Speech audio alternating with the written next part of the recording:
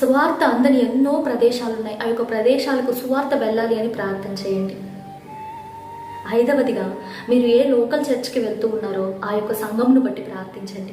మీ యొక్క సంఘంలో ప్రేమ ఉండేలాగున, సహోదరుల మధ్య ఐక్యత ఉండేలాగున ప్రార్థించండి. ప్రతి ఒక్క సహోదరుడు ఎదుర్కొంటున్న సమస్యలను బట్టి మీరు విజ్ఞాపన ప్రార్థన చేయండి.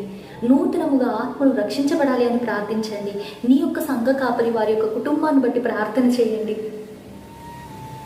మీరు ఉంటున్న ప్రాంతమును బట్టి ప్రార్థన చేయండి. మీరు ఉంటున్న ప్రాంతంలో ఉన్న యవ్వనస్తులను బట్టి ప్రార్థన చేయండి. 6వదిగా, మీ కొరకు ప్రార్థించండి. మీకు ఏమేమి అవసరతలు ఉన్నాయో, మీరు ఎలా దేవునికి దగ్గర అవ్వాలి అనుకుంటున్నారో, మీరు మీకోసం, మీ కుటుంబం కోసం, మీ పిల్లల కోసం, మీ బంధువుల కోసం, మీరందరి కోసం ప్రార్థన చేయండి. ఇవన్నీ కొన్ని ప్రేయర్ పాయింట్స్.